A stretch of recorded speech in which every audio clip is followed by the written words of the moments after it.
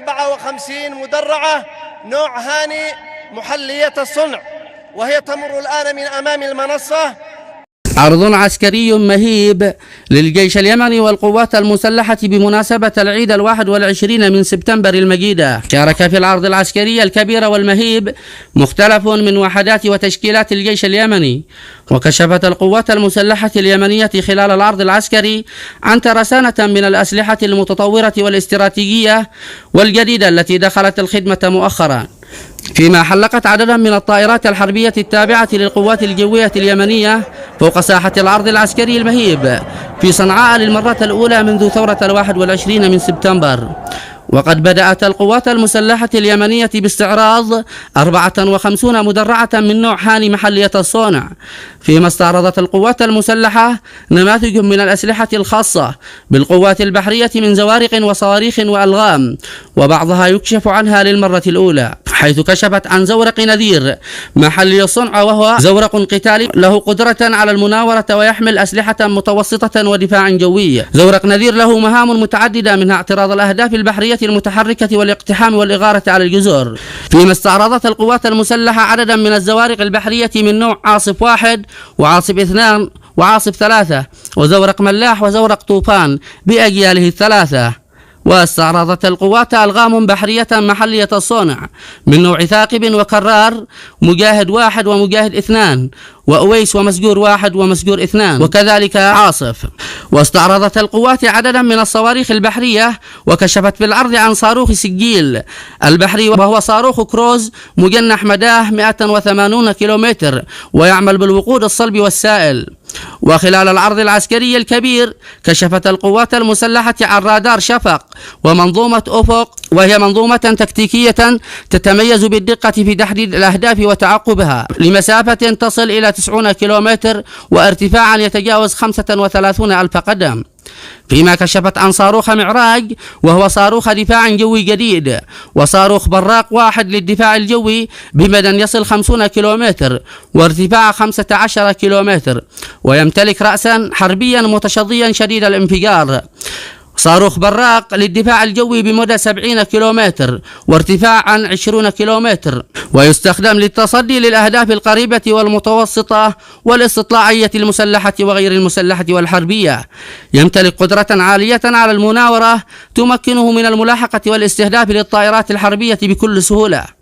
وقد استعرضت القوات المسلحة نماذج من طائرات السلاح الجوي المسير الاستطلاعية والقتالية، مثل رجوم، راصد، قاصف توكيه، شهاب، مرصاد 2، خاطف 2، رقيب، وعيد 1 ووعيد 2، صماد 1 و2 و3.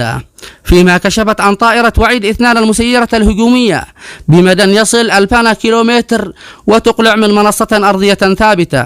واستعرضت القوات نماذج من صواريخ القوات الصاروخية، وكشفت عن بعضها للمرة الأولى، حيث استعرضت صواريخ توشكا وزلزال 3 وقاسم وبدر 1 وبدر 2 وبدر 3.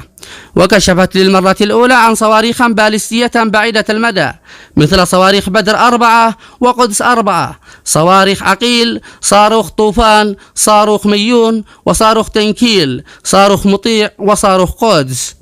وفيما صرح وزير الدفاع اليمني اللواء الركن محمد ناصر العاطفي خلال الاستعراض العسكري المهيب قائلا: صنعاء عاصمة الصمود والتحدي، تصدرت المواقف وبكل ثقة نؤكد أن صنعاء قدر لها أن تتحمل أعباء المتغيرات. وقال: صنعاء تصنع تاريخا جديدا للشعب اليمني والمنطقة بقيادة سيد القول والفعل قائد الثورة. ودعا الشعب اليمني للتوحد لإنجاز الاستحقاقات التاريخية والوطنية في هذه المرحلة الحساسة. فيما قال: نحن أقوياء ونستطيع أن نفرض وجودنا على الساحة العالمية. وأكد أن الموقف الراهن والتحديات الشاخصة تقتضي أن نكون على وعي تام للتصدي لهذه التحديات، وأن نكون في مستوى القيمة العظيمة لليمن. وقال: من استطاع أن يبني القوات المسلحة بهذا المستوى العالي بزمان قياسي في أقل الإمكانيات قادر على بناء مختلف مؤسسات الدولة والنهوض باليمن في مختلف المجالات.